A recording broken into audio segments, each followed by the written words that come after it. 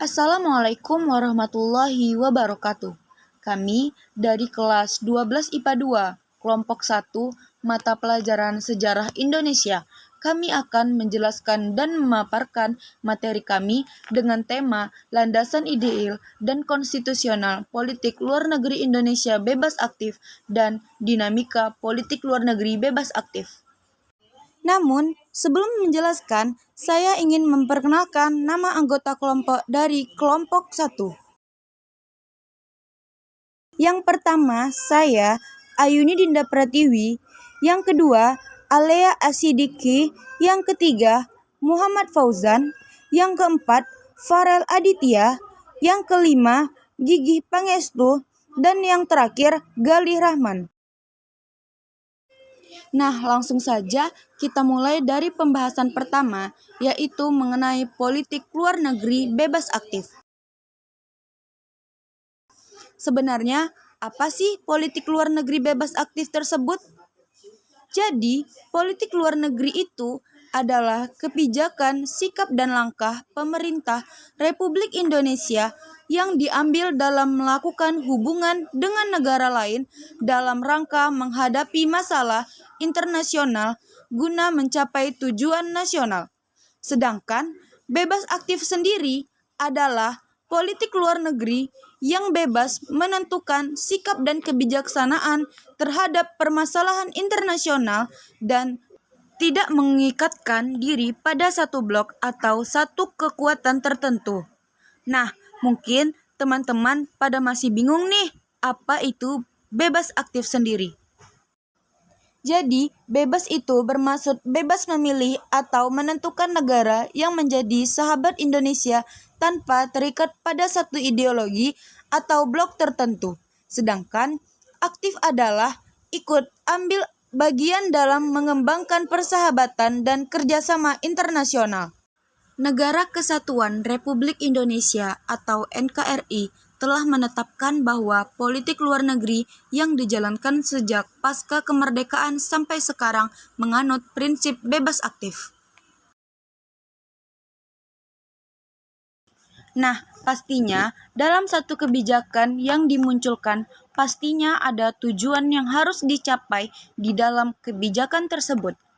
Sebenarnya, tujuan politik bebas aktif adalah dasar yang mendukung terwujudnya tujuan nasional bagi Indonesia dalam Undang-Undang Dasar 1945 alinea keempat, yaitu melindungi tina bangsa Indonesia dan untuk memajukan kesejahteraan umum, mencerdaskan kehidupan bangsa, dan ikut melaksanakan ketertiban dunia yang berdasarkan perdamaian abadi dan keadilan sosial. Tapi, yang ada di presentasi kami, ada 4 tujuan politik luar negeri. Yang pertama adalah kemerdekaan bangsa, mempertahankan kemerdekaan bangsa dan menjaga keselamatan negara. Yang kedua ada perdamaian, jadi meningkatkan perdamaian antara negara internasional. Yang ketiga adalah pemenuhan kebutuhan. Jadi yang dimaksud pemenuhan kebutuhan, memperoleh barang-barang yang diperlukan dari luar untuk memperbesar kemakmuran rakyat apabila barang-barang itu tidak atau belum dapat dihasilkan sendiri. Dan yang terakhir adalah persaudaraan, yaitu untuk meningkatkan persaudaraan segala bangsa. Nah, tentunya selain ada tujuan, wajib adanya landasan atau hal yang mendasar mengapa dimunculkannya kebijakan politik luar negeri bebas aktif. Dalam politik luar negeri bebas aktif, ada 3 landasan utama yang dapat menjadi acuan untuk nantinya bisa dilihat bagaimana kebijakan ini sudah sesuai dengan permintaan dari negara itu sendiri atau belum. Yang pertama, ada landasan ideal. Yang kedua, ada landasan konstitusional. Yang ketiga, ada landasan operasional. Untuk penjelasan selanjutnya akan dijelaskan oleh teman saya. Landasan ideal Pancasila sebagai pandangan atau falsafah hidup bangsa merupakan kristalisasi nilai-nilai dan norma yang diyakini kebenarannya. sehingga menimbulkan tekad untuk mewujudkan melalui sikap, tingkah laku dan perbuatan dalam kehidupan bermasyarakat, berbangsa, dan bernegara. Landasan konstitusional berupa konstitusi dasar yang menjadi sebuah pedoman pokok di dalam kehidupan bermasyarakat, berbangsa, dan bernegara. UUD 1945 yang menjadi landasan konstitusional adalah pada pembukaan alinea pertama dan terakhir. Saya akan menjelaskan mengenai penjelasan dari landasan operasional yang berdasari pula kebijakan politik luar negeri bebas aktif Indonesia ini dapat terjadi. Jadi, sebenarnya landasan operasional politik luar negeri Indonesia bebas aktif ini dinamis kalau sudah mengikuti perkembangan zaman dan dapat disesuaikan dengan kebijakan masing-masing pemerintahan pada masanya. Jadi, setiap dalam pergantian masa pemerintahan atau adanya era baru dalam politik pastinya ada pula aturan baru atau pedoman-pedoman baru yang digunakan dari kebijakan politik luar negeri. Indonesia bebas aktif ini sendiri, yaitu garis-garis besar haluan negara, adalah landasan operasional politik luar negeri Republik Indonesia, yakni suatu landasan politik luar negeri Republik Indonesia, pelaksanaan yang menegaskan dasar, sifat, dan pedoman perjuangan untuk mencapai tujuan nasional bangsa Indonesia. Ada 4 masa pemerintahan yang dapat dijadikan contoh nyata adanya landasan operasional yang mengikuti zaman atau mengikuti masa pemerintahan yang masing-masing. Yang pertama ada setelah kemerdekaan Republik Indonesia, yaitu maklum Presiden tanggal 1 November 1945. Yang kedua pada tahun 1959 sampai 1965, yaitu pembukaan Undang-Undang Dasar 45 alinea 1, pasal 11 dan pasal 13 ayat 1 dan 2 Undang-Undang Dasar 45 dan pidato Presiden Manifesto Politik Republik Indonesia.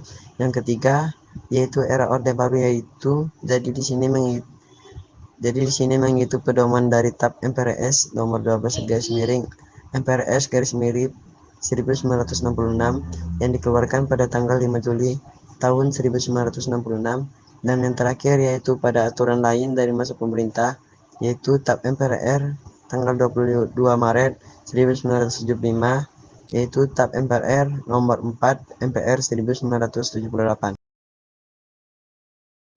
Selanjutnya ada dinamika politik luar negeri bebas aktif. Kelahiran politik luar negeri bebas aktif.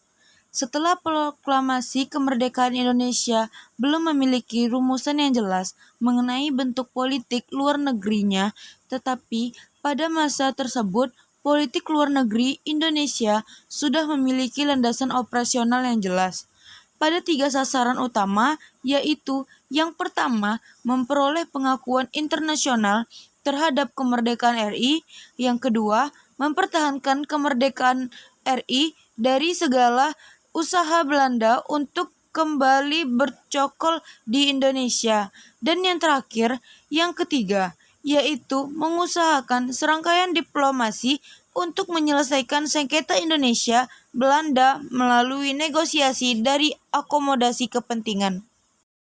Pelaksanaan politik luar negeri bebas aktif. Yang pertama, pada masa demokrasi parlementer pada tahun 1950 sampai 1959. Yang kedua, pada masa demokrasi terpimpin pada tahun 1959 sampai 1965.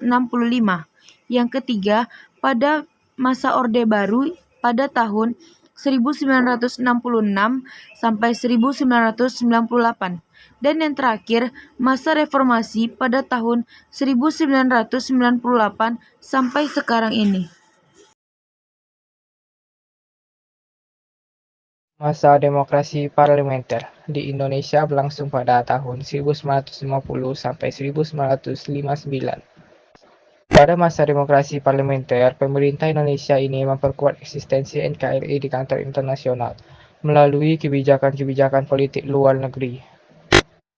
Kebijakan politik luar negeri Indonesia pada saat masa demokrasi memiliki 4 tujuan utama, yaitu yang pertama, berusaha menghapuskan penjajah di atas dunia sesuai dengan pembukaan UUD 1945 alinea pertama. Yang kedua, mendapatkan pengakuan kedaulatan dari dunia internasional.